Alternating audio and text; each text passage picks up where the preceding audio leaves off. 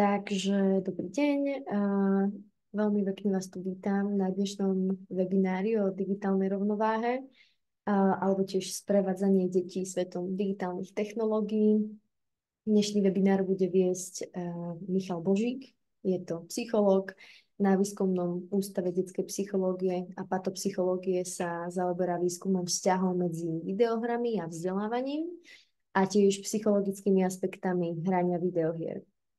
Približí vám, čo je to digitálna rovnováha, aké sú najvýraznejšie rizika používania digitálnych technológií z hľadiska duševnej rovnováhy a ďalej tiež určite načrieme do oblasti ako mediácia a regulácia používania digitálnych technológií s deťmi alebo ako nastavovať pravidla používania. Tento webinár a mnohé ďalšie pre vás pravidelne pripravuje občianske združenie Impact Games. Tak ešte predtým, ako pustím Michala k slovu, mi dovolte, aby som vám trochu predstavila našu činnosť. Náš hlavný projekt je platforma Gamifactory. Verím, že môžete teraz vidieť našu web stránku a trošku vás ňou teraz prevediem. Čiže táto platforma je určená predovšetkým pre pedagógov, takže veľmi jednoducho si tu viete vyhľadať hry a vyfiltrovať si ich podľa veku vašich žiakov alebo podľa predmetov, ktoré vyučujete. Taktiež by som vám chcela ukázať, teda, že hry, ktoré tu môžete nájsť, sú mobilné, takéto aplikácie, alebo potom sú to hry print and play, napríklad táto, alebo v e-shope môžete nájsť aj hry kartové, ktoré sú z našej produkcie, teda Follow Me, kartová hra na rozvíjanie kritického myslenia alebo súboj vynálezcov, kde sa môžete s vašimi žiakmi dozvedieť viac o dôležitých vynálezoch. No a úplnou novinkou je spolupráca so slovenskou spoločnosťou, výrobcom Mapucle. Sú to v podstate puclové mapy z takéhoto prírodného materiálu vyrobené a na našom e-shope ich teraz predávame tiež, pretože sa veľmi dobre hodia ako v kombinácii s niektorými našimi hrami. Všetko sa vlastne dozviete na tejto stránke. Taktiež vás chcem upozorniť na blogovú sekciu, kde nájdete recenzie na nové hry vzdelávacie, ale tiež nejaké články, ktoré vám môžu slúžiť ako tipy, či ste pedagógovia alebo aj rodičia. Posledná vec, ktorú vám tu chcem ukázať, je Learning Hub. To je teda miesto, kde nájdete vzdelávacie materiály pre vás ako pedagógov a pre vstup do Learning Hubu je potrebné sa registrovať. To samozrejme zahrňa iba zadanie e-mailovej adresy a mena. A keď o to máte záujem a urobíte tak nezabudnite potom tam zakliknúť aj takú kolónku, že si prosíte dostávať newsletter a v tom prípade vám neuniknú potom žiadne ďalšie webináre alebo iné ponuky, ktoré si pre vás pravidelne pripravujeme. Takže to je odo mňa všetko. Teraz vypnem zdieľanie a púšťam Michala k slovu. Ďakujem pekne. Ďakujem pekne a ďakujem aj za milé privítanie. Ja sa tu teda celý čas usmievam, lebo som ťa videl dole hlavou a prišlo mi to strašne smiešne. Ale viem, že sa s tým nedalo nič robiť. Každopádne to je len taký môj pokec, kým sa mi podarí spustiť kým sa mi podarí spustiť prezentáciu o digitálnej rovnováhe. A už by ste mali vidieť tú moju prezentáciu, tak možno len poprosím niekoho, aby ste mi povedali, že či je vidieť ten prvý úvodný slajd. Ja vidím. Super, Áno, je to v poriadku. Áno, vidíme. ďakujem. Tak kým teda ja začnem s tou samotnou témou, tak len by som na začiatok možno takých pár základných pravidiel, že je nás tu zopár, máme tu aj funkčný chat, ale myslím si, že keď si zapnete mikrofón a poviete rovno aj nahlas prípadnú nejakú vašu otázku alebo sa budete zapájať, že nie je to problém. Naozaj by som bol rád, keby to bolo také interaktívne, keby to bol taký viac dialog ako nejaká prednáška. Ono v tomto digitálnom prostredí, respektíve v tomto webinárovom prostredí, tá interaktivita je sťaženejšia, ako keby sme sa stretli niekde pri káve alebo v nejakej spoločnej miestnosti. Takže budem rád, ak sa budete môcť zapájať a pokúsim sa aj ja zapájať vás a to rovno s môjim prvým slajdom v tejto prezentácii. Ja som si dovolil dať vygenerovať umelej inteligencii trošku takú dystopickú víziu toho, že čo znamenajú tie digitálne technológie v našom živote. A ona mi teda poslala 18 takýchto obrázkov, ktoré niektoré vyzerajú desivo, niektoré vyzerajú rôzne. A možno by som teda začal celú túto našu debatu tým, že sa tak nastavíme možno na tú tému. A to tým, že čo vo vás tieto obrázky vyvolávajú. Ja som pomenoval možno to, čo to vyvoláva vo mne, ale budem rád, a veľmi ma poteší, ak sa podelíte aj o to, že čo to vyvoláva aj vo vás. Kľudne si ktokoľvek zapnite mikrofón alebo napíšte do chatu, ja to z toho chatu potom prečítam nahlas, ale som zvedavý, že čo vo vás vyvolávajú tieto obrázky.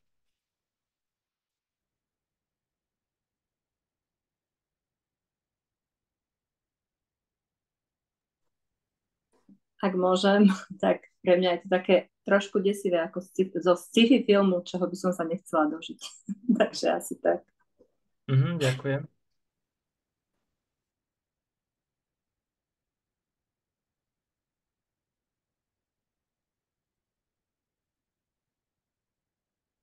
Kľudne sa aj pani moderátorka môže zapojiť, ak máš nejaký názor.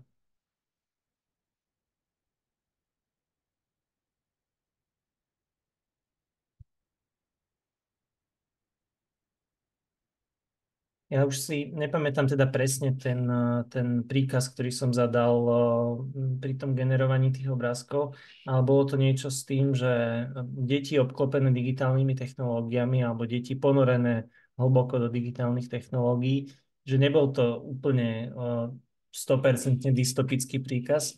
A napriek tomu mi to vytvorilo takéto desivé obrázky, najmä ten v strede, v tej pravej, v tom pravom boxe, tak myslím tam, ktorý je taký do oranžova ladený, tak ten ma tak akože úprimne trošku vydesil. A to je možno aj taký trošku zámer, že je to práve preto, že tie digitálne technológie mnohí z nás, najmä teda z nás dospelých, takých vnímajú ako takého trošku strašiaka. A trochu sa bojíme toho, že čo to s nami urobí. Vnímame tie nejaké negatíva, ktoré sa s tými digitálnymi technológiami spájajú. A to je taká tá prvá emócia, ktorá nám možno nápadne vo vzťahu k tým digitálnym technológiám a teda najmä teda u nás na Slovensku sa s tým často stretávam, že je to skôr taký opatrný, bezpečný prístup k tým digitálnym technológiám a až potom, keď sme si istí, že máme tú bezpečnosť nejakým spôsobom ošetrenú, tak až potom sa pozrieme vlastne na to, že čo tie digitálne technológie nám vedia dať na tej druhej strane.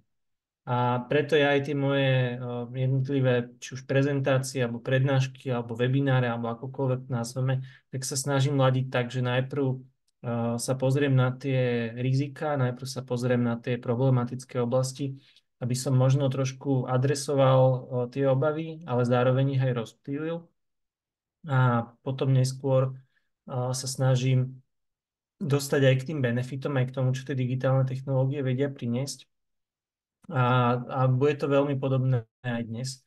Ale teda najprv by som možno vysvetlil ten pojem digitálna rovnováha, alebo to, ako sa na ten pojem pozerám ja, čo pre mňa znamená, ale budem rád, keď mi do toho budete aj vy vstupovať kľudne, ako som vravel na začiatku, kľudne si zapnite mikrofón, povedzte, čo si o tom myslíte aj vy.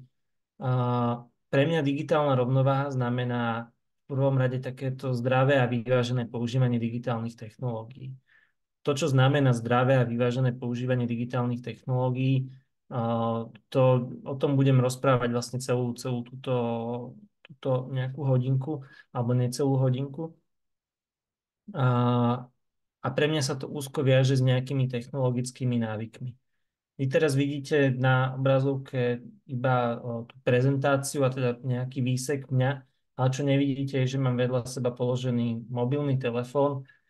Mám ho položený dole hlavou, aby som nevidel žiadne notifikácie, mám vypnuté zvonenie, aby aj keby mi niekto teraz volal, aby nevyrušoval. Čiže to je jeden z takých tých mojich nejakých digitálnych návykov, s ktorým ja som tak zžitý, že to robím automaticky. Že nerobil som to, pretože som si povedal, že máme teraz webinár, ale je to vec, ktorá nejakým spôsobom je pre mňa zautomatizovaná. A tie technologické návyky teda sú niečo, čo si dlhodobo pestujem a s čím dlhodobo pracujem práve preto, aby som minimalizoval rizika s tými digitálnymi technológiami spojené. A jedno z tých rizik, ktoré ja vnímam najviac, je nejaký rušivý potenciál. Takže keďže nechcem byť teraz rušený, lebo sa chcem sústrediť na vás, na tie vaše prípadné otázky, na to, čo ste si prišli vypočuť, tak to mám nastavené tie veci. Ale okrem toho sú aj iné technologické návyky, s ktorými pracujem. Snažím sa technológiu vo večerných hodinách odstaviť na vedľajšiu koľaj a minimalizovať, nahradiť nejakými inými aktivitami. A keď skončí tento webinár, tak ak teda nebude vonku pršať, tak vyrážam rovno von do parku cvičiť, pretože sa snažím si nejakým spôsobom nájsť takú tú rovnováhu aj v tých aktivitách, ktoré robím. A to je to, čo ja vnímam tými technologickými návykmi. A určite by ma zaujímalo, že čo vnímate pod tým slovičkom alebo pod tým slovným spojením technologické návyky vy. Že ako to máte, aké pravidlá fungujú vo vašom živote, čím sa riadite, s čím pracujete a podobne. Tak dal by som teda priestor na to, že skúste povedať, že teda ako je to u vás. Alebo napíšte do chatu, keď nechcete zapínať mikrofón.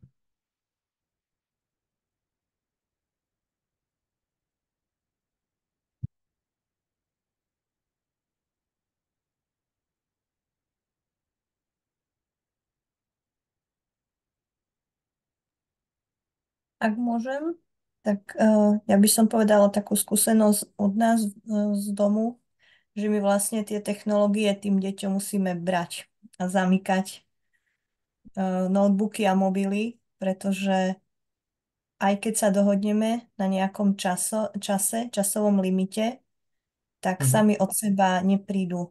Že už mi skončil čas, ale skôr zneužívajú to, že ich neodsledujeme. Takže zatiaľ si nevytvorili nejaký takýto návyk, a čo ma veľmi mrzí. Hej, ja sa pokúsim adresovať možno aj túto tému. Jedna taká dôležitá vec, ktorú si je treba uvedomiť, že tie digitálne technológie v porovnaní s hocičím iným, čo sme v minulosti poznali, alebo s hociakými inými aktivitami, ktoré my poznáme, tak oni sú extrémne nadizajnované tak, aby nám dávali nejaké malé dávky dopamínu, ale relatívne rýchlo a relatívne často.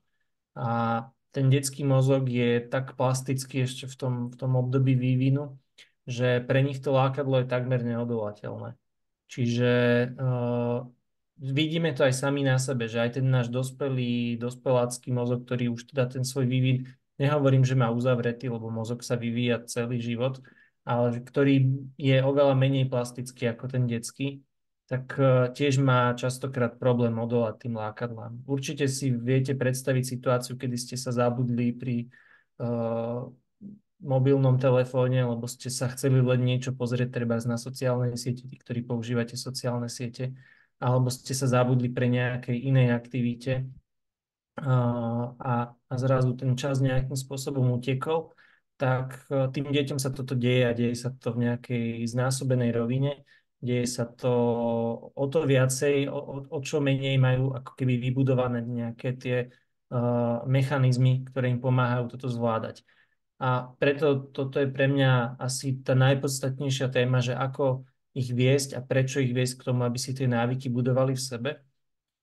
Lebo je super, že máte nejaké pravidlá, ktoré ako keby limitujú prístup k tým digitálnym zariadeniam, ale tie pravidlá okrem toho musia byť sprevádzané zároveň aj tým, že sa snažíme tie deti naozaj naučiť, aby si vybudovali tie návyky sami voči sebe. Lebo tie pravidlá ich budú chrániť do istého veku, do istého obdobia, kedy budú možno pod vašou strechou, ale príde nejaký moment, kedy budú vystavené tým digitálnym technológiám a budú im musieť čeliť sami v živote. A tam potom sa ukáže, že či tá výchova nejakým spôsobom fungovala alebo nefungovala. A teda, aby som sa pohol ďalej aj s tou prednáškou, alebo teda s tou prezentáciou, čo všetko ešte pre mňa znamená tá digitálna rovnováha.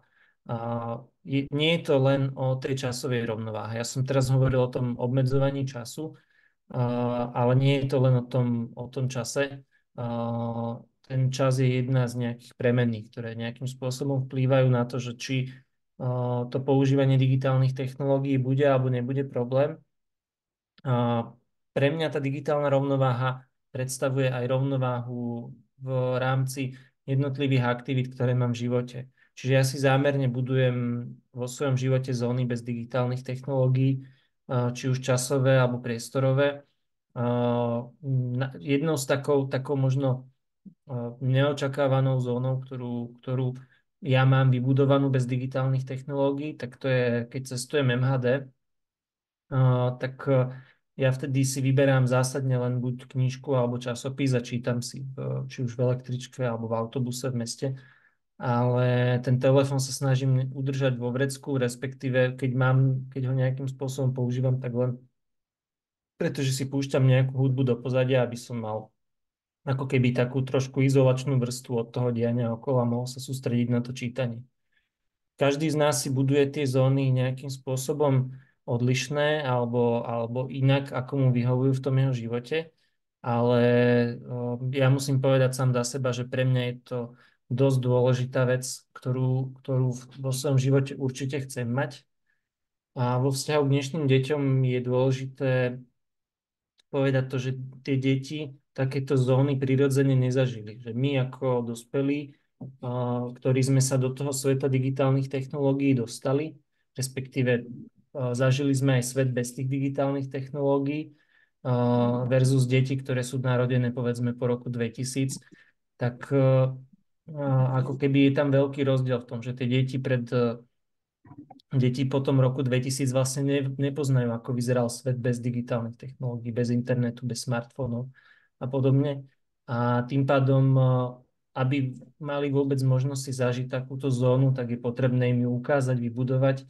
Mnohé školy, mnohí učitelia sa to snažia robiť. Nedávno som sa bavil s jednou učiteľkou, ktorá vravela, že boli na školskom výlete, kde sa dohodli všetci, že nebudú mať telefóny, a že v istom momente prišli za ňou tí žiaci, keď teda dávala vedieť rodičom, že, že teda deti sú v poriadku a povedali jej, že pani učiteľka, odložte už ten telefón, aby ste si aj vy mohli vychutnať vlastne ten čas bez tých digitálnych technológií. A to bol pekný príklad pre mňa a mňa to potešilo, keď som to vtedy počul, lebo naozaj si vytvorili nejakým spôsobom tú zónu, ktorá bola kde mali možnosť si vyskúšať trošku, aké to je nebyť rušený tými digitálnymi technológiami. A potom tá digitálna rovnováha sa viaže aj k takým veciam, ako je nejaký negatívny obsah alebo emocionálne zdravie spojené s používaním digitálnych technológií. Tu sa to najmä vzťahuje k sociálnym sieťam. Vieme, že existuje XY štúdií, ktoré hovoria a ukazujú to, že ako dokážu byť sociálne siete alebo ich nadmerné používanie, nadmerná konzumácia obsahu na sociálnych sieťach škodlivá. A pre mňa taký posledný dôležitý bod možno pri tomto slajde je, že aby sme tú rovnováhu nevnímali iba v tom individuálnom kontexte samého seba alebo toho nášho jedného dieťaťa alebo viacerých detí, ale aby sme to vnímali aj v tom kontexte tej rodiny. To znamená, že keď chceme s nejakým pravidlom pracovať, keď chceme nejaké pravidlo možno zaviesť do toho fungovania, tak je možno naivné si myslieť, že zavedieme to pravidlo pre deti, treba, že môžu byť na telefóne hodinu denne a potom im teda tie telefóny po tej hodine zoberieme a večer oni nás vidia sedieť 3 hodiny pri telke alebo nás ťukať do toho telefónu a tak ďalej. Dobre, ja sa dovolím posunúť trošku ďalej od toho pojmu rovnováha a pozrieť sa možno na také tie konkrétne rizika tých digitálnych technológií a skúsim to podeliť na také základné balíky. Že za mňa takéto nadmerné sedenie a namáhané oči, to sú problémy alebo rizika s tými digitálnymi technológiami, ktoré sú v zásade, by som povedal, že triviálne. Triviálne v tom zmysle riešenia. To znamená, že vy teraz nemáte pozapínané kamery, lebo som na začiatku zabudol povedať, že mne to celkom pomáha, keď mám divákov alebo poslucháčov, kde vidím živých ľudí a nielen štvorčeky. Ale keby ste mali tie kamery zapnuté, tak vidím ľudí, ako sa naprávajú za tými počítačmi, lebo pri tom, ako sa bavíme práve o tom sedení, tak všetci si uvedomia, že však sme tu pokrčení ako krevety pri tých počítačoch. A že v zásade to riešenie toho sedenia je jednoduché, že robiť si pravidelné prestávky, snažiť sa sedieť v nejakej vyrovnanej polohe, nesedieť v tureckom sede, čo je taká moja klasika, ktorú robím, keď som dlhšie pri počítači. A to isté tie namáhané oči. Tým, že vieme, že je úplne jasné a známe, že to pozeranie do rovnakej vzdialenosti ako keby bráni tomu oku, aby sa hýbalo a prevlhčovalo, tak to riešenie je jednoduché. Urobiť si prestávku alebo zmeniť tú ohniskovú vzdialenosť, pozrieť sa niekde do diaľky, aby tie okohybné svaly sa pohli, aby sa to oko prevlhčilo a aby tie oči neboli tak namáhané z tých obrazoviek. Rôzne potom aj filtre na svetla vo večerných hodinách a tak ďalej. Že toto sú v zásade tie triviálne problémy spojené s digitálnymi technológiami. Potom sú tu ale problémy, ktoré sú zložitejšie a ktoré by som mohol nazvať problémami sociálnymi. Tam napríklad spadá kyberšikanovanie. Nejdem teraz robiť prednášku o kyberšikanovaní, to by sme mohli celý webinár s týmto stráviť a nie je to tou dnešnou našou témou. Ale pre mňa kyberšikanovanie je problém, ktorý je vyslovene sociálny a tam nájsť nejaké jednoduché riešenie ako pri tých predošlých problémoch alebo pri tých predošlých rizikách nie je možné práve preto, že na sociálny problém sa nedá odpovedať nejakým technickým obmedzením, napríklad tým, že zakážeme používanie digitálnych technológií v školách a máme vystarané. To do istej miery to len presunie ten problém možno do tých poobednejších hodín a podobne. Čiže tam treba naozaj nastavovať potom tie riešenia, ktoré sú šité na mieru tej sociálnej situácii. Pre mňa ale taká najzaujímavejšia alebo najpodstatnejšia téma tak je problematické užívanie digitálnych technológií. Schválne nehovorím o téme závislosti, lebo závislosť z môjho pohľadu sa týka relatívne menšieho počtu ľudí, kdežto to problematické užívanie digitálnych technológií sa do istej miery týka každého jedného z nás. Takže ja si dovolím teda tú tému závislosti trošku odignorovať a možno sa pozrieť na to problematické užívanie digitálnych technológií a porozprávať vám trochu o tom, že čo o tom hovorí tá dnešná moderná veda. Ja teda sa zaoberám práve touto témou a zaoberám sa ňou v rámci takého väčšieho výskumného konzorcia s kolegami z Českej republiky, z Fínska. A práve jeden z tých mojich fínskych kolegov nedávno publikoval takú veľkú prehľadovú štúdiu a pozeral sa na to, že čo hovoria jednotlivé štúdie zaoberajúce sa touto témou. A dlhodobo bol považovaný za významný faktor čas strávený pred obrazovkou. Preto sme s tou témou aj začali, že sme riešili možno trochu ten čas pred tými obrazovkami. A v zásade taká nielen laická, ale aj odborná predstava bola v tom, že čím viacej času strávime pred tými obrazovkami, tým je väčšia šanca, že bude nejaký problém, že bude nastať nejaké problematické užívanie digitálnych technológií. A ono do istej miery je to pravda, ale ten čas samotný nie je rozhodujúcim faktorom vo vzťahu k problematickému užívaniu obrazoviek. On je jedným z tých premenných, ktoré nejakým spôsobom do toho vstupujú a ktoré môžu tú situáciu zhoršovať, ale sám o sebe nám nehovorí takmer nič. Ja si spomínam teraz v tomto momente na jednu moju známu, s ktorou som ešte dávno, keď som bol na vysokej škole, robil rozhovor a ona teda hrávala videohry a hrávala ich veľmi intenzívne. Hrávala ich, myslím, že to bolo, že 10 hodín denne strávila pri tej hre. A všetci v tom momente by povedali, a pred tými 10 rokmi by som to možno bol povedala ja, že tá bude určite závislá na tých videohrách. A ja som potom skúmal ďalej ten prípad a pýtal som sa jej, že teda prečo a čo a tak ďalej. A vlastne zistil som, že ona mala problémy s chrbtom a nemohla chodiť medzi ľudí. Nemohla chodiť ani do práce, ani nikde mimo dom. Proste musela byť celé dni len doma zatvorená. A tak si vynahrádzala ten nejaký sociálny kontakt tým, že hrala tú videohru a teda tam mohla byť v kontakte s ľuďmi. A naozaj, keď som ďalej pokračoval v tom výskume, to bol teda výskum diplomovej práci, tak som zistil, že väčšina tých jej spoluhráčov ju označovala ako takú bútlavú vrbu, ku ktorej sa môžu vrátiť, s ktorou sa môžu porozprávať, ktorá ich vypočuje a tak ďalej.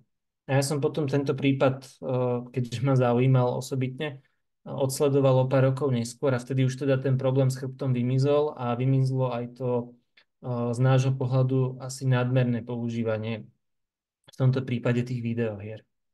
A čo som chcel celou touto nejakou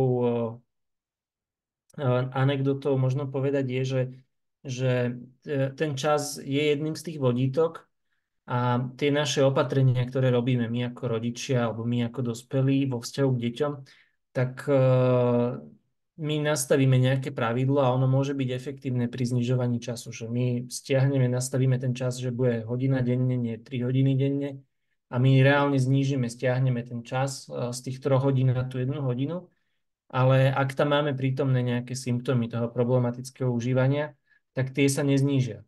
To je takéto hlavné zistenie tých mojich fínskych kolegov, alebo teda fínskeho a malajského kolegu, aby som bol presný, že síce znížime ten čas, ale tie symptómy ostávajú veľmi podobné alebo rovnaké. A je to spôsobené práve tým, že tých premenných je tam viacej. A okrem toho času je dôležité sa pozrieť aj na ten obsah, ktorý cez tie digitálne technológie alebo cez tie obrazovky nielen tie deti, ale aj my dospelí konzumujeme. A je potrebné sa pozrieť zároveň aj na kontext, v akom sa to odohráva a v neposlednom rade sa pozrieť na nejaké individuálne charakteristiky toho dieťaťa samotného. V tomto bode ja si dovolím urobiť takú kratučku mentálnu prestávku a trošku vás prenesiem, možno neviem, že koľký z vás sú alebo fungujú v rámci školstva alebo majú nejakú aktuálnu skúsenosť so školstvom. Ale pokúsim sa vás trošku previesť do toho školského prostredia a bude to takou, ja to volám, že rovnica o 4 neznámych, lebo tak sa mi to asi najjednoduchšie vysvetľuje celá táto zložitá téma. A že v zásade si predstavte rovnicu, kde máte 4 neznáme. Tie 4 neznáme sú pred vami, je to čas, obsah, kontext a tie individuálne charakteristiky dieťaťa. A za zátvorkou máte vlastne ten výsledok. A tým výsledkom je, že či to používanie digitálnych technológií bude problém pre to dieťa alebo pre toho človeka, alebo nebude problém pre to dieťa alebo pre toho človeka. A ja skúsim tú rovnicu nejako namodelovať a teraz budem potrebovať aj vašu pomoc. Vy mi poviete, že či to je alebo nie je problém, že skúsime si zahrať takú malú hru, že namodelujeme takú situáciu. Takže predstavte si 12-ročné dieťa, trebárs chlapca, to je jedno, ktorý strávi hodinu za nejakou obrazovkou. To je jedno, či to je počítač, alebo tablet, alebo smartfón. A tá moja otázka je veľmi jednoduchá. Bude to pre to dieťa problém, alebo nebude to pre to dieťa problém? Stačí mi odpoveď áno, nie. A môžete sa kľudne vyjadriť aj zložitejšie. Môžete si zapnúť mikrofón, povedať. 12-ročný chlapec, hodina pri obrazovke. Áno, nie. Problém, či nie je problém? Z chatu čítam, že nie. Niekto ďalší? Môžem povedať, Nech že sa ja by páči. som si myslela tiež najprv, že nie, ale keď ste tu dali tieto faktory, uviedli, tak asi pravdepodobne áno. Ďakujem. Ešte niekto by sa chcel vyjadriť? Ja sa tiež prikláňam k tomu, že vlastne to sa nedá jednoznačne povedať, či áno, či nie. Práve tie ďalšie faktory určujú. Dobre. Súhlasím. Potrebujeme doplniť tie ďalšie faktory. Tak ja teda skúsim doplniť ďalší faktor. Máme teda 12-ročného chlapca, hodinu pri obrazovke a doplním tam, že tá hodina bude pozerať nejaké vzdelávacie video. Bude to problém, alebo nebude to problém? No tak to asi nie je problém teda. Niekto si myslí niečo iné? Alebo niekto, kto by chcel potvrdiť, že to tiež nebude problém? Ja tiež súhlasím, že toto by nebol problém. Dobre, z chatu čítam tiež, že nie, nebude to problém. Ja sa usmievam, lebo ono je to taký trošku chyták. Ja tam teraz doplním ďalšiu premennú, lebo teraz sme teda mali ten čas a obsah. A ja tam skúsim doplniť nejaký kontext. A tým kontextom bude, že toto pozeranie vzdelávacieho videa sa odohráva o 2:00 ráno. A otázka ostáva stále rovnaká. Bude to problém, alebo nebude to problém? 12-ročný chlapec, hodina pri obrazovke, pozeranie vzdelávacieho videa o 2:00 ráno. Z chatu čítam, áno, bude to problém. Nech Aj sa za mňa páči. už problém. Áno, Zlá asi hodina. áno. Dobre. Áno. Ja sa ospravedlňujem za to, že som z toho spravil takýto trošku chyták. Ale mám dobrú skúsenosť, že takto sa dobre vysvetľuje ten kontext. Ten kontext je asi najzložitejšia z tých 4 premenných a zároveň ona je aj najpodstatnejšia, že ona tie jednotlivé situácie, tie jednotlivé interakcie medzi tými digitálnymi technológiami a nami, ktorých používame, alebo tými deťmi, ktoré ich používajú, tak zásadným spôsobom mení. Ja mám pripravený potom ešte taký druhý príklad, ale pre krátkosť času ho nebudem teraz rozoberať do detailov. A bol to ten istý scenár, 12-ročné dieťa, ale bolo tam, že 5 minút, násilné video. A znova bola tá otázka, že či je alebo nie je to problém. A väčšinou teda dostávam tie reakcie, že áno, je to problém. A ja potom hovorím, že zase mi tam chýba ten kontext. Že keď je ten kontext to, že riešime nejakú tému, to dieťa príde za rodičom, že má že počulo o tejto a tejto téme, ja neviem, vojna na Ukrajine a podobne. A chce si tú tému nejako rozdiskutovať s tým rodičom a ten rodič zvolí, že použije na to ilustrovanie tej témy nejaké 5-minútové video, tak tá interakcia s tými digitálnymi technológiami v tom kontexte toho, že ide o vysvetľovanie, v tom kontexte toho, že je to s rodičom, že si sa o tom rozprávajú, tak to nemusí byť vôbec problémom, napriek tomu, že ten obsah, ktorý tam máme, je negatívny. Takisto, keď som hovoril o tom časovom kontexte, že o 2:00 ráno môžete mať študenta, ktorý 18-ročného, treba 19-ročného študenta vysokej školy, ktorý sa pripravuje na skúšku a pozerá o 2:00 ráno to vzdelávacie video, lebo ešte sa snaží naučiť všetko na poslednú chvíľu. Kde teda z dlhodobého hľadiska jasné je to problém, lebo málo spí, ale z toho krátkodobého hľadiska to môže dávať zmysel, že mu to nejakým spôsobom pomôže. Ono je to samozrejme tejto konkrétnej situácii otázne, keďže zase existujú rôzne teórie učenia toho, že kedy sa kto čo naučí a ako sa konsolidujú tie vedomosti, ale povedzme, že by to nemusel byť problematický kontext. Ak to nie je každý deň, ak to potom treba dospí a podobne.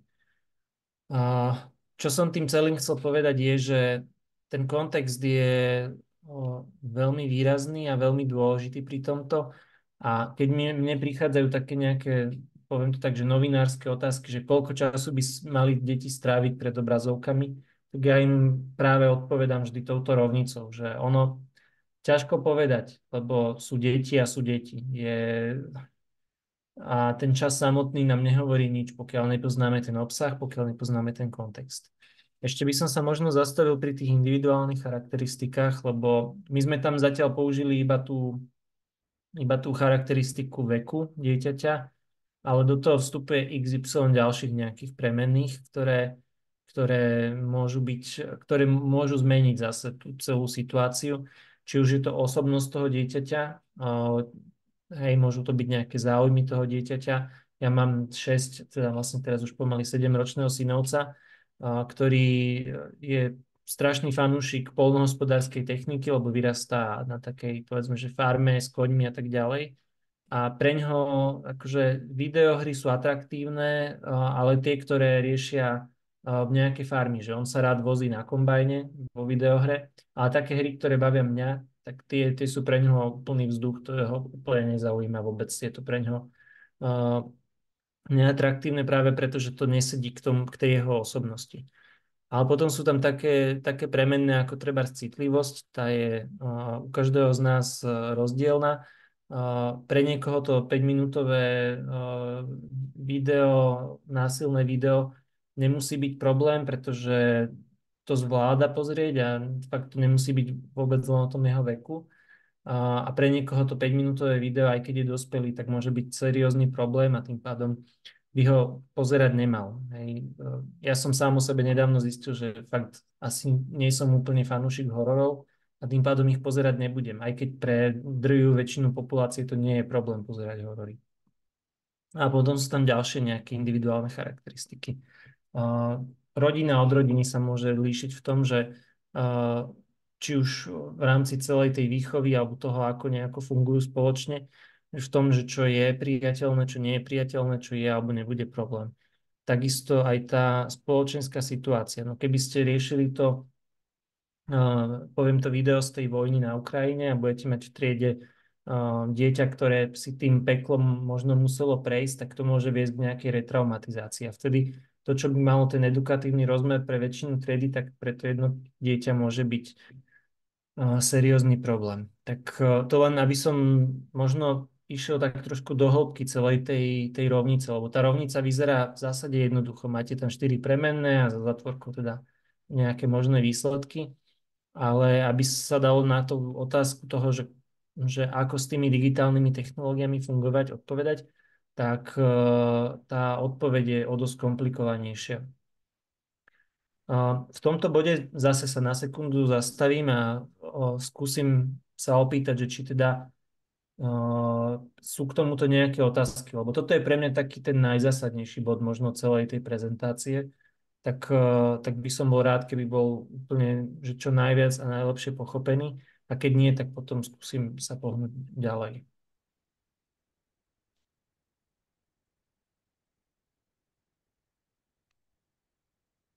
Samozrejme, keď vám nenapadá aj teraz, tak môžete, a videl som zapnutý mikrofón, tak poďte.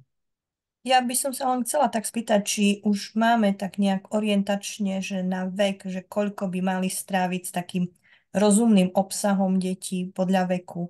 Aspoň na, neviem, predškolský vek, školáci, mladší, starší a tak. Ja to skúsim zodpovedať takými 2 radami. Prvá je, že treba si to rozdeliť podľa tých vekových kategórií. Dobre ste to pomenovali, že ja to mám podelené u seba, že tie najmenšie deti to je do 3 rokov, potom mám tých predškolákov, mladších školákov, čo je teda 1. stupeň, a potom mám 2. stupeň stredoškolákov. A v zásade pre každú tú kategóriu je tá hranica nejaká iná. To, čo máme preukázané jednoznačne zo štúdií, je, že pri tých najmenších deťoch, čiže do tých 3 rokov, ten čas by sa mal limitne blížiť 0. To znamená, že jasné, že nič sa nestane, keď raz za čas im pustíte tú nejakú rozprávku, ale ideálne sa tomu vyhýbať v tomto veku. Jedinú výnimku, ktorú kolegyňa, ktorá o tomto napísala aj knižku, bude aj v odporúčaných materiáloch na konci, tak je pri komunikácii so starými rodičmi. V tom predškoláckom veku ten čas by sa stále mali sme sa snažiť ho udržať čo najnižší. Z vlastnej rodiny poviem, že môj brat teda sa snaží, má ešte mladšieho syna, 2,5 ročného, tak sa snaží ako keby, že limitovať ten čas čo najmenej, ale už u toho staršieho, ktorý teda je teraz v prvom ročníku, tak ten čas nejaký tam narastá. Ale tam by som povedal, že nemalo by to prekročiť nejakú pol hodinu alebo takýto nejaký čas relatívne krátky. Ale zase není to len o tom čase, je to aj o tom obsahu. Že častokrát je to o tom, že máte nejakú, dnes sú veľmi moderné tie rozprávky, ktoré majú veľmi rýchly, akčný, dynamický strih, kde sa strieda jedna scéna, druhá scéna, striedajú sa tam tie aktivity a podobne. A preto dieťa, ktoré je vo vývine, ktorého mozog vlastne nestíha spracovať také množstvo podnetov, tak to je strašný chaos a je toho strašne veľa a vie ho to veľmi rýchlo prevalcovať. Tí tvorcovia tých rozprávok to robia aj zámerne, práve preto, aby vlastne to dieťa zaujali tým. Ale keď sa pozriete na tie niektoré staršie rozprávky, tak tie, ktoré boli kvalitne spravené, že do toho vstupovali či už psychológovia alebo neviem kto ďalší, tak boli také, kde sa opakovali tie scény dokola, kde sa opakovali tie repliky dokola, kde do kolečka, ja myslím teraz na rozprávku Maťko a Kupko, kde proste dokola opakujú tú jednu repliku stále do kolečka, aby si tie deti mohli trénovať, či už tie slova, alebo aby si mohli nejako stotožniť s tou situáciou, ktorá sa tam odohráva. Čiže to je ten predškolský. Tých mladších školákov stále platí, že možno do tej hodiny denne a potom u tých starších školákov tam už ten čas môže narásť a zase záleží veľmi od toho obsahu, od toho kontextu, kedy sa to deje. Každopádne, keď dávam takú radu, ja to hovorím, že podľa sedliackého rozumu, tak hovorím, že nemal by ten čas presiahnuť 1/3 voľného času dieťaťa. Je to dostatočne individuálne na to, aby sa do toho zmestili všetky deti. Každé dieťa má ten svoj čas nejaký iný, ten voľný čas, myslím. Záleží to od tých rôznych povinností a aktivít. Tú druhú tretinu ja teda nechávam na nejaký fyzický pohyb a tú tretiu na nejakú inú intelektuálnu aktivitu. A vtedy vieme, že máme taký plus minus vyvážený životný štýl. A samozrejme nemusí to byť v tomto prípade nejaké šialene rigorózne alebo prísne. Keď proste vieme, že je celý deň prší, tak trvať na tom ísť von je jasné, že sa dá ísť aj do toho dažďa, ale asi sa dajú tie pravidlá nejako upraviť situačne a naopak zase, keď je krásny deň vonku, tak vtedy tie digitálne technológie tam nemusia byť vôbec. A že dá sa to takýmto spôsobom variovať. Čiže možno takto len stručne. Ja sa k tomu ešte asi aj vrátim ďalej v tej prezentácii. Tak neviem, či som to zodpovedal dostatočne. Ďakujem. Super. Dobre, tak ja sa posuniem trošku ďalej. Ešte tu mám asi 3-4 slajdy, tak aby sme to stihli v tom danom čase, nech vás potom nezdržujem veľmi. V prvom rade, čo sa myslí nejakou reguláciou a mediáciou digitálnych technológií? Toto je odborný termín, ktorý používame či už vo výskume, alebo s ktorým nejakým spôsobom pracujem. A tým mediátorom je v tomto prípade ten rodič. To znamená, že je to vlastne tá osoba alebo ten človek, ktorý stojí v strede medzi tým dieťaťom na jednej strane a medzi tou digitálnou technológiou na druhej strane.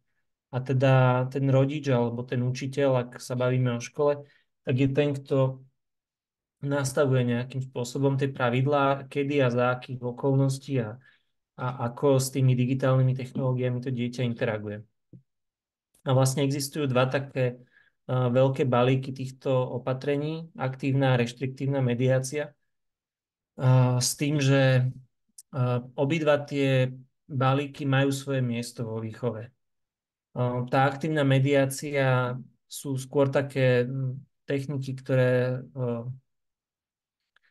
kde teda s tým dieťaťom diskutujeme, kde tomu dieťaťu nejako vysvetľujeme, ako fungujú tie digitálne technológie. Pomáhame mu trebárs naučiť sa, ako ich obsluhovať, ako si vyhľadávať informácie, ako s nimi pracovať a tak ďalej.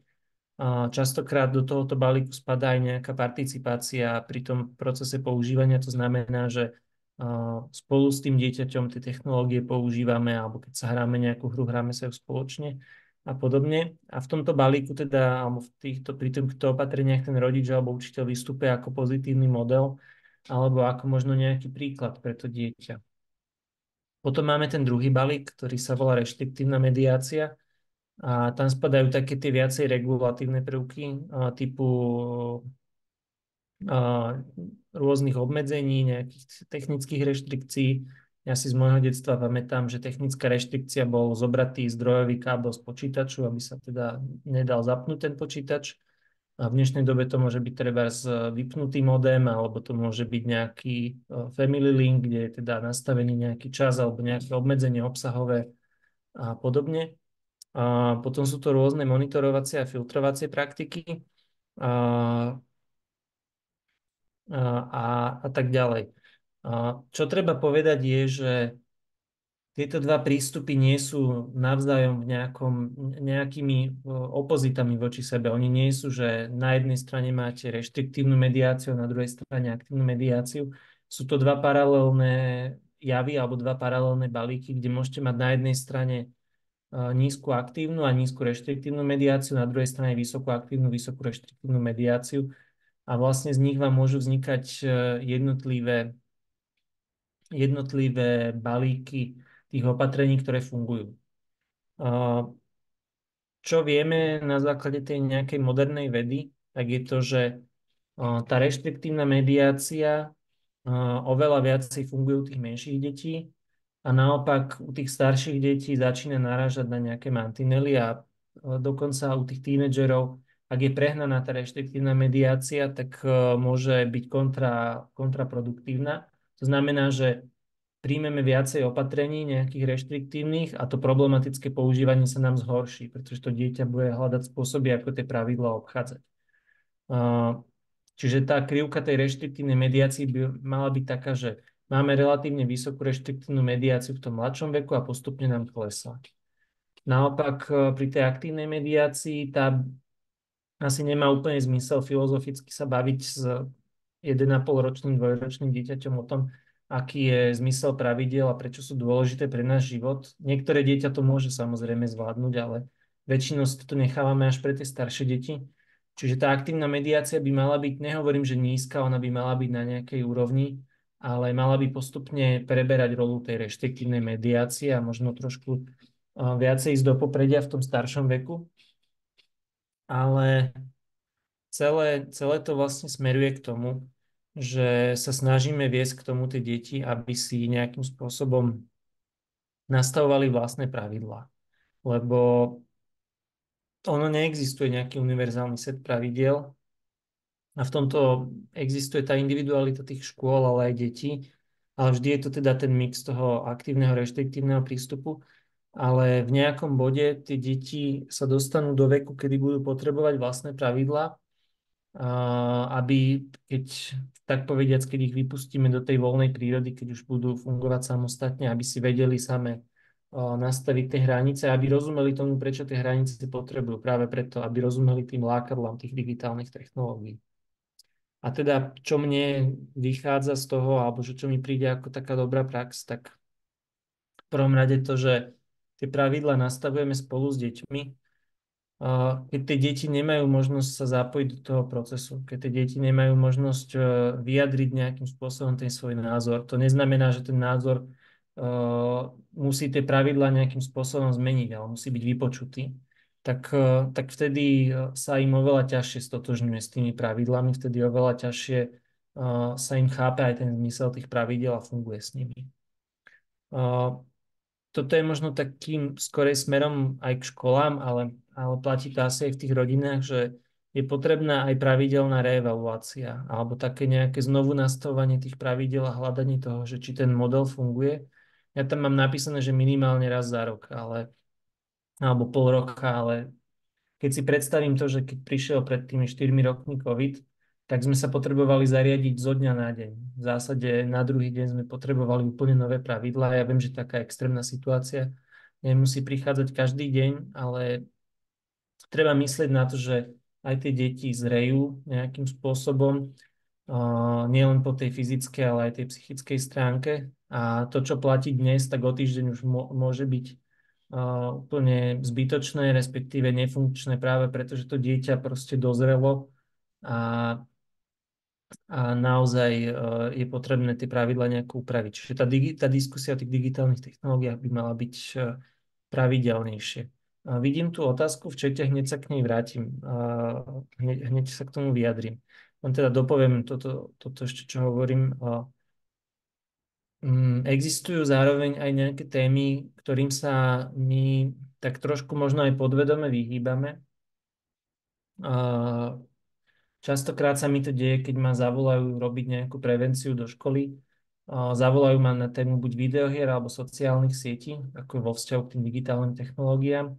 A ja im hovorím, že viete, že ešte tu máte veľkú tému pornografie, ktorá proste všade vyskočí a všade je to veľký problém a nikto ju s tými deťmi nerozoberá. A väčšinou sa stretnem s tým, že väčšinou to je školská psychologička, kto ma volá, tak mi hovorí, že ale toto nemôžeme, to pani riaditeľka nedovolí, alebo rodičia sa budú sťažovať, keď túto tému budeme riešiť. Potom s tými deťmi riešim teda tie povolené sociálne siete a hry a opýtam sa ich, že a aké veci máte treba zakázané od rodičov a potom z tých detí vylezie, že teda pozeranie sa na videá pre dospelých a už viem teda, že tá téma tu rezonuje, tá téma tam nejakým spôsobom funguje, len my ju tak trošku posúvame do úzadia. Čo sa tým deje, vzniká nám taká šedá zóna zodpovednosti, že školy to nechcú riešiť, lebo sa boja reakcie rodičov, alebo všeobecne možno sa boja do tej témy ísť, lebo im to príde, že im to neprislúcha. A rodičov, keď sa pýtam, tak častokrát sa mi stane, že vôbec netušia, že tie deti už dávno videli tú pornografiu. Keby som sa teraz opýtal ja vás, že kedy sa prvýkrát deti stretnú s pornografiou, tak by som mal rôzne odpovede. Kľudne napíšte do chatu, ak máte na to nejaký názor. Alebo si zapnite mikrofón, povedzte.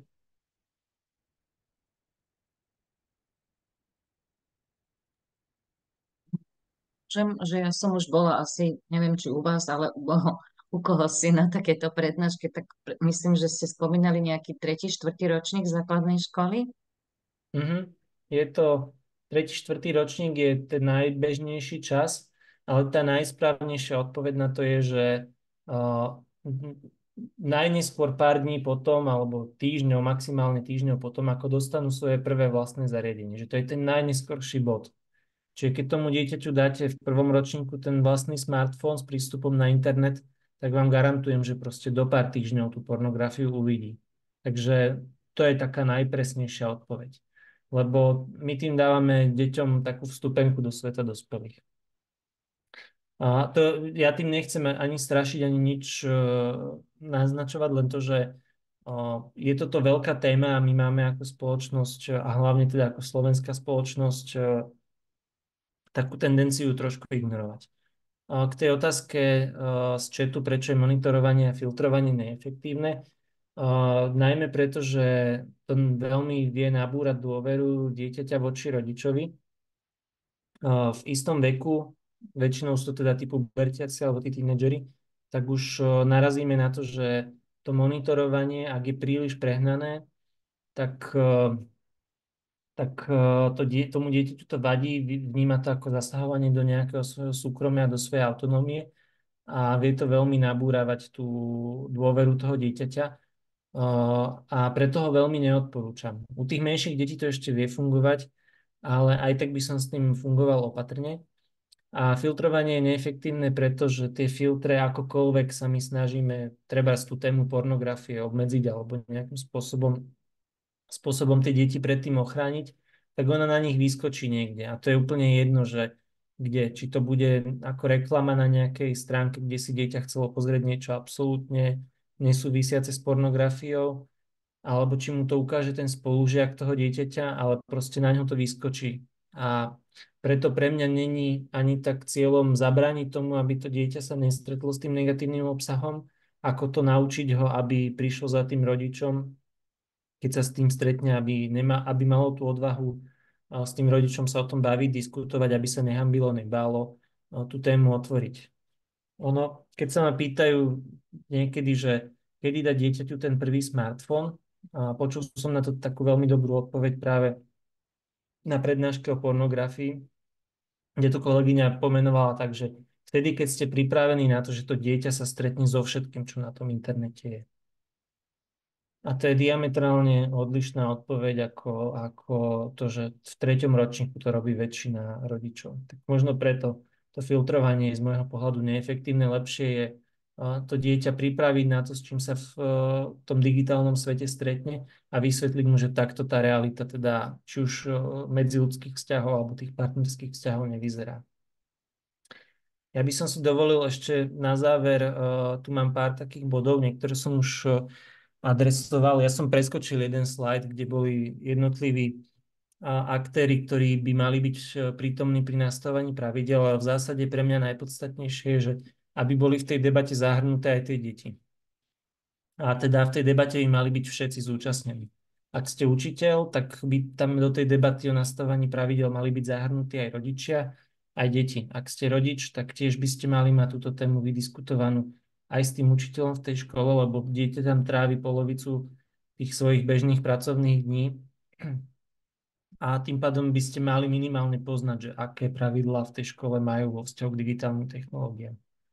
A mne sa ukazuje, že je dobrou praxou neprichádzať s nejakými múdrosťami, ale zaujímať sa a diskutovať naozaj od najmenších druhákov na základnej škole až po štvrtákov na univerzite, to je celý rozsah, kde nejak prednášam alebo diskutujem, tak všade sa stretávam s tým, že s tými deťmi sa o tejto téme veľmi málo bavíme, veľmi málo sa ich pýtame a dávame im priestor klásť otázky alebo vyjadrovať tie svoje názory a oni naozaj majú silné názory na to, len ako keby, že väčšina z nás dospelých ich nepočúva. To som už hovoril, že pravidlá nastavené rodičom vydržia iba nejaký čas, tak to len zopakujem, že snažím sa tie deti viesť k tomu rozmýšľaniu a nastavaniu si vlastných pravidiel. A tak ako som tu nás začal tým, že trošku vás možno vystrašiť, či už cez tie obrázky alebo cez to nejakým spôsobom adresovať možno tie vaše obavy, tak pri tých deťoch začínam presne opačne, že najprv idem cez tie pozitíva, cez tie benefity a až potom sa dostávam k tým rizikám, aby tí deti rozumeli, že ja rozumiem tomu, že čo ich baví a láka na tých digitálnych technológiách. Takže tam volím ten opačný postup. Dobre, ja si dovolím ešte, kým teda prejdeme možno na nejaké otázky, ukázať vám posledný slajd tej prezentácie a rovno do chatu posielam aj link na tú prezentáciu. A toto sú vlastne materiály, ktoré ja som za pár rokov nazhromaždil a ktoré mi prídu ako zaujímavé, lebo v tomto krátkom čase sa dá pokryť iba niečo, čo v tej iba taký základ, iba pár takých akože základných bodov. A kto by si chcel možno o tom prečítať alebo pozrieť viacej, tak v tej prezentácii nájde všetky tieto linky, na každý z nich sa dá kliknúť. A možno spravím len trošku reklamu kolegyni na jej knižku Hry, síte a porno. Ja som jej tú knižku pripomienkoval, pre mňa to je jedna z najlepších vecí, ktorá je na našom knižnom trhu vo vzťahu k výchove a digitálnym technológiám. A hovoril som Miške, keď tú knižku písala, že nedávaj do názvu porno, na Slovensku si to nikto nekúpi. To porno v tom názve nechala, tak teraz jej musím robiť reklamu, aby ľudia naozaj vedeli, že to je kvalitná vec, ktorá sa oplatí napriek tomu, že tam má explicitne v názve to porno, lebo ja chápem, že to je dôležitá téma, ale teda trošku to možno odrádza u nás na Slovensku. Knižka je v češtine, ale verím, že to nebude problém. Každý z tých materiálov je teda klikateľný a ja teda sa dovolím vrátiť ešte možno k tým nejakým otázkam, ak sú, a k nejakému kontaktu na mňa. A to je možno z mojej strany na teraz všetko. Ďakujem za vašu pozornosť. Dúfam, že to bolo aspoň trošku prínosné, keď v takomto krátkom formáte.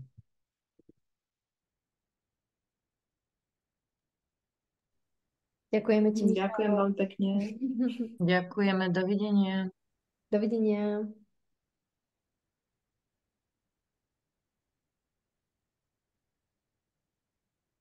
A ak sú ešte otázky, kľudne zodpoviem čokoľvek.